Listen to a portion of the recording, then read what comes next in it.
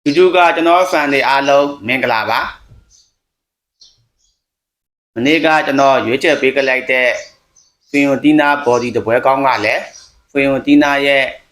အသုံးမကျတဲ့ခြေစွမ်းကြောင့်နောက်ဆုံးမိနစ်မှာပနတီပြန်လည်ဖွင့်ပြပေးခဲ့ရပြီးတော့တူးဆိုတဲ့ result နဲ့သာပြီးဆုံးခဲ့ရတဲ့အတွက်ကျွန်တော်တို့ပြားစွန်းလောက်သာအနိုင်ရရှိခဲ့တာကြောင့်များစွာနက်နာမှုရှိခဲ့တဲ့ကျွန်တော်ရဲ့အကောင်းဆုံးတပွဲကောင်းရွေးချယ်မှုလည်းဖြစ်ပါတယ်။မနေ့ကကျွန်တော်တသိန်းတန်ရောင်းပွဲကိုတော့Brighton body ရွေးချယ်ပေးခဲ့ရမှာတော့ထပ်မံအောင်မြင်မှုရရှိခဲ့တာကြောင့်ကျွန်တော်ရဲ့ BIB တသိန်းတန်ရောင်းပွဲကတော့၄ရက်ဆက်တိုက်ကိုအောင်ပွဲခံနိုင်ခဲ့တဲ့ကျွန်တော်ရဲ့အကောင်းဆုံးကြိုးစားမှုလည်းဖြစ်ပါတယ်။မနေ့ညကမန်မာဝင်တွေကိုလည်းကျွန်တော်၃ပွဲရွေးချယ်ပေးခဲ့ရမှာတော့2ပွဲနိုင်1ပွဲရှုံး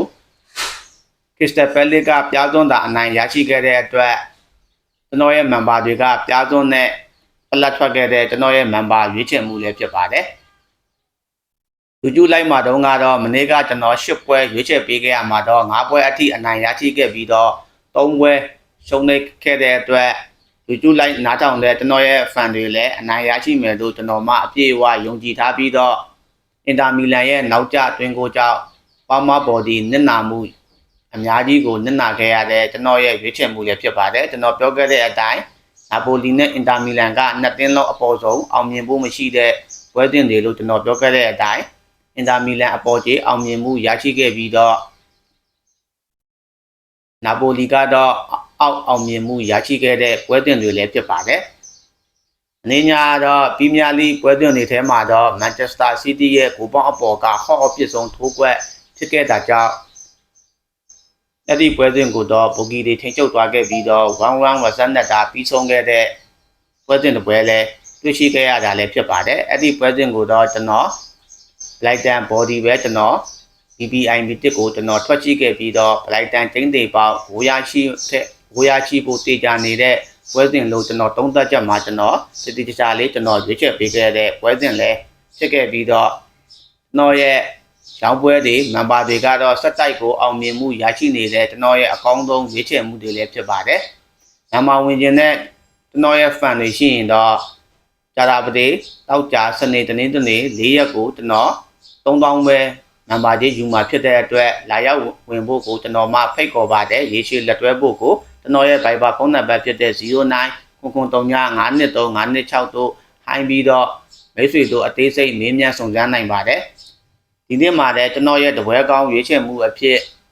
စူပါကပ်ဆီမီဖိုင်နယ်ပွဲစဉ်တပွဲဖြစ်တဲ့အက်တလက်တီကိုမက်တင်နဲ့ရီယယ်မက်ဒရစ်အသင်းတို့ရဲ့ဒါဘီပွဲစဉ်ကိုကျွန်တော်ရွေးချယ်သုံးသပ်ပေးသွားမှာလည်းဖြစ်ပါတယ်ဒီပွဲစဉ်ကိုတော့ကျွန်တော်အချက်အလက်တွေတေချာစုဆောင်းပြီးတော့ကျွန်တော်ရဲ့ fan တွေအတွက်ကျွန်တော်အကောင်းဆုံးသုံးသပ်ရွေးချယ်ပေးသွားမှာလည်းဖြစ်ပါတယ်ဒီနေ့ကကျွန်တော်စူပါကပ်ပွဲစဉ်တစ်ပွဲဖြစ်တဲ့ဘာစီလိုနာနဲ့ဘီဘာကိုအသင်းတို့၏ပွဲစဉ်ကိုကျွန်တော်ပြောခဲ့တဲ့အတိုင်းဂိုးပေါင်းအပေါ်ထိုးကွက်ကအောင်မြင်မှုရရှိဖို့အကောင်းဆုံးထိုးကွက်လို့ကျွန်တော်ရွေးချယ်ပေးခဲ့တဲ့အတိုင်းဘာစီလိုနာတစ်ဖက်ထဲကပဲ 5G ဆိုတဲ့ result နဲ့ဖြောပြမှုပေးခဲ့တဲ့စူပါကပ်ဆီမီဖိုင်နယ်ပွဲစဉ်တစ်ပွဲဖြစ်ပြီးတော့ဒီနေ့မှာရီယယ်မက်ဒရစ်နဲ့တီကိုကအနိုင်ဘယ်အသင်းကအနိုင်ရရှိသွားပြီးတော့ final ကိုဘာစီလိုနာနဲ့တွေ့ဆုံမလဲဆိုတာကျွန်တော်တို့စောင့်ကြည့်ရမယ့်ပွဲစဉ်တွေဖြစ်ပြီးတော့စူပါကပ်ပွဲစဉ်တွေကတော့အီတလီစူပါကပ်နဲ့ပြောင်းပြန်အနေထားမှာရှိနေပြီးတော့ဘာကြောင့်လဲဆိုရင်တော့စပိန်အသင်းတွေကဒီပြိုင်ပွဲမှာအာရှဈေးကွက်ကိုထိုးပေါက်ပြီးတော့ပလိတ်တက်တွေကိုဖျော်ဖြေမှုအပေးနိုင်ဆုံးဒီတလီဖြစ်အောင်ခံကန်လေးမရှိဘဲနဲ့တိုက်စစ်ကိုဖွင့်ကန်လေးရှိတဲ့အသင်းကြီးတွေလည်းဖြစ်ပါတယ်လာလီဂါထိပ်တိုက်တွေ့ဆုံရမှာတော့အက်တလက်တီကိုမက်ဒရစ်ရဲ့ဝင်းမှာရီယယ်မက်ဒရစ်နဲ့တွေ့ဆုံချိန်တုန်းကအက်တလက်တီကိုကခြေပြက်ကိုပြက်နဲ့ရီယယ်မက်ဒရစ်ကို 5-2 ဆိုတဲ့ result နဲ့အနိုင်ရရှိထားခဲ့တာကိုကျွန်တော်တို့တွေ့ရှိသွားမယ်ပွဲစဉ်လည်းဖြစ်ပါတယ်အက်တလက်တီကိုမက်ဒရစ်ရဲ့နောက်ဆုံးကားနဲ့ပေါင်း5ပွဲအနေထားမှာတော့ရှုံးပွဲမရှိဘဲနဲ့4ပွဲနိုင်1ပွဲတရေရလက်ထွက်ပေါ်ထားပြီးတော့ရှင်ပြိုင်ပြီးတဲ့ပွဲစဉ်5ပွဲစလုံးမှာလည်းတီကိုကဂိုးလေးတွင်းယူထားနိုင်ခဲ့တဲ့တီကိုရဲ့အကောင်းဆုံးတိုက်စစ်ကိုကျွန်တော်တို့တွေ့မြင်သွားမှာလည်းဖြစ်ပါတယ်ဒီနေ့ပွဲစဉ်မှာတော့အက်တလန်တီကိုမက်ဒရစ်ကခန့်စစ်ညံပြင်းမှုရှိနေတဲ့ရီယယ်မက်ဒရစ်ကိုတေချာပေါက်ဂိုးသွင်းယူလာနိုင်တဲ့ပွဲစဉ်တစ်ပွဲတည်းဖြစ်လာနိုင်ပြီးတော့ရီယယ်မက်ဒရစ်ကတော့လက်ရှိလာလီဂါမှာအဆင့်2နေရာမှာရပ်တည်နေပြီးတော့ နောက်ဆုံးပြိုင်ပွဲစုံ5ပွဲမှာတော့ Manchester City တပွဲသာရှုံးနိမ့်ထားပြီးတော့ကျန်တဲ့4ပွဲစလုံးကိုအနိုင်ရရှိထားတဲ့အသင်းအသင်းဖြစ်ပေမဲ့လည်း Real Madrid ရဲ့ခံစစ်ကယုံကြည်လို့မရတဲ့အသင်းထဲမှာပါဝင်နေပြီးတော့တိုက်စစ်ကောင်းမှုရှိတဲ့အသင်းတွေနဲ့ထိတ်တိုက်တွေ့ဆုံရမှာတော့ပေးကိုလေးခွင့်ပြုလေးရှိတဲ့အသင်းကြီးတစ်သင်းလည်းဖြစ်ပါတယ်ဒီပွဲစဉ်မှာတော့အပြန်အလှန်ဂိုးသွင်းမှုဖြစ်ပေါ်ခဲ့ရင် 1.52 ရရှိသွားမှာဖြစ်ပြီးတော့အပြန်အလှန်ဂိုးသွင်းမှုမဖြစ်ပေါ်ခဲ့ရင်တော့ 2.34 ဆိုပြီးတော့ဘိုဂီတွေက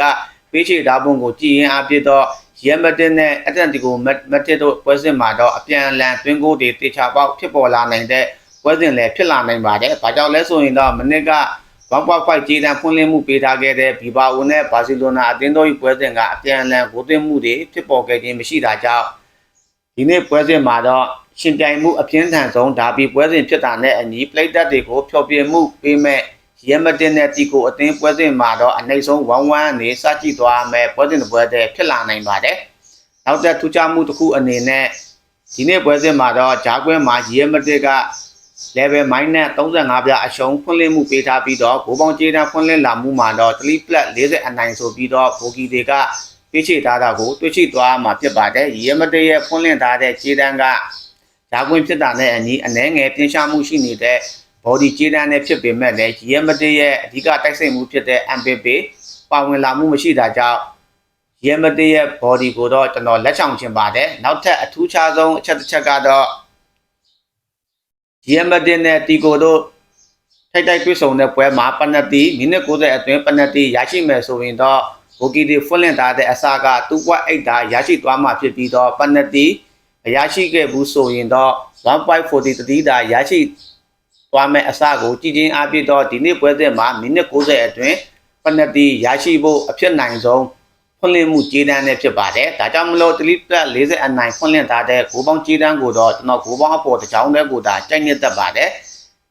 ဒီကိုနဲ့ Real Madrid တို့ရဲ့စိတ်အဖြစ်ဆုံးထိုးကွက်ကိုကစားမယ်ဆိုရင်တော့ဂိုးပေါင်းအပေါ်တစ်ချောင်းတည်းကိုသာကျွန်တော်ရဲ့ fan တွေကစားပါ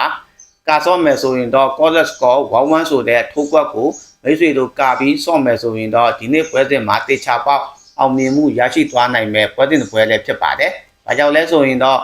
voting score 1-1ထိုးကွက်မှာတော့ corner score 1-1ထိုးကွက်မှာတော့9ဆအထိရရှိသွားနိုင်တာကြောင့်ဒီပွဲစဉ်ကတော့တေချာပေါက်1-0-1ဆိုပြီးတော့မဖြစ်လာနိုင်ပါဘူးအနည်းဆုံး1-1နေတေချာပေါက်စကြည့်သွားမယ်ပွဲစဉ်လည်းဖြစ်ပါတယ်အခက်မသိရင်တော့မိနစ်90အတွင်း1-1နဲ့ပြီးဆုံးသွားနိုင်တာကြောင့် corner score 1-1ကိုမိတ်ဆွေတို့ကာပြီးဆော့မယ်ဆိုရင်တော့တေချာပေါက်မရှုံးနိုင်တဲ့ပွဲစဉ်လည်းဖြစ်ပါတယ်။ဒါကြောင့်မလို့ကျွန်တော်ရဲ့အကောင်းဆုံးရွေးချယ်မှုကတော့ Real Madrid ဂိုးပေါင်းပေါ်တစ်ချောင်းတည်းလည်းဖြစ်ပါတယ်။ကျွန်တော်ရဲ့ feed တွေကအခုရက်ပိုင်းမှာတပွဲကောင်းရွေးချယ်မှုတွေကအမြဲတမ်းကိုအောင်မြင်မှုရရှိနေတဲ့အတွက်ကျွန်တော်ရဲ့ feed တွေနဲ့အောင်ပွဲခံနိုင်ခဲ့တဲ့ကျွန်တော်ရဲ့ fan တွေ comment မှာအားပေးစကားလေးပြောသွားပြီးတော့အနိုင်ရရှိခဲ့တဲ့မိတ်ဆွေတွေရှိရင်ကျွန်တော်ကိုအနိုင်ရရှိတယ်လို့ရေးသွားလို့ရပါတယ်။ကျွန်တော်ရဲ့ YouTube channel ကို subscribe မလုပ်ရသေးတဲ့ကျွန်တော်ရဲ့ fan တွေရှိရင် subscribe လုပ်ထားပါကျွန်တော်ဗီဒီယိုတင်တိုင်းကျွန်တော်ရဲ့ fan တွေအလွယ်တကူသိရှိသွားနိုင်မှာဖြစ်ပြီးတော့ share ပေးလို့ရတဲ့ကျွန်တော်ရဲ့ fan တွေနဲ့ like တစ်ချက်တည်းနှိပ်ပေးခြင်းဖြင့်ကျွန်တော်ကို support ပေးလို့ရပါတယ်ကျွန်တော်ကတော့ကျွန်တော်ရဲ့ fan တွေအတွက်အကောင်းဆုံးရွေးချယ်မှုတွေနဲ့ဆက်တိုက်တင်ဆက်ပေးသွားမယ်တစ္ဆာတယောက်လည်းဖြစ်ပြီးတော့ကျွန်တော်ရဲ့ Telegram channel ကိုမ join ရသေးတဲ့ကျွန်တော်ရဲ့ fan တွေရှိရင်တော့လိုင်းတာဖို့ကိုကျွန်တော်မှပြောချင်ပါတယ်ကျွန်တော်ရဲ့ Telegram channel ကတော့အခမဲ့ channel ဖြစ်တဲ့အတွက်မိတ်ဆွေတို့ပတ်စံတပြားမှပေးစရာမလိုပါဘူးနောက်ပြီးတော့ Telegram channel မှာလည်းကျွန်တော်မနေ့က online ပွဲစဉ်အဖြစ်ဂျပန် U23 ပွဲစဉ်ကိုကျွန်တော် body ရွေးချယ်ပေးခဲ့ရမှာလဲအနိုင်ရရှိခဲ့ပြီးတော့တပွဲကောင်းရွေးချယ်မှုအဖြစ် Fiorentina body ကိုပဲကျွန်တော်ရွေးချယ်ပေးခဲ့ရမှာလဲဒါ30လောက်ထပ်မံအနိုင်ရရှိခဲ့တာကြောင့်ကျွန်တော်ရဲ့အကောင်းဆုံးရွေးချယ်မှုတွေကိုမိတ်ဆွေတို့တီးခွင့်ရရှိမှာဖြစ်ပြီးတော့ကျွန်တော်ရဲ့ record တွေကိုလည်းမိတ်ဆွေတို့အချိန်ပြည့်သိရှိသွားနိုင်မှာဖြစ်တာကြောင့်လိုင်းထားဖို့ကိုကျွန်တော်မှပြောချင်ပါတယ်ကျွန်တော်ရဲ့ fan တွေအားလုံးဝတ်လက်ပါ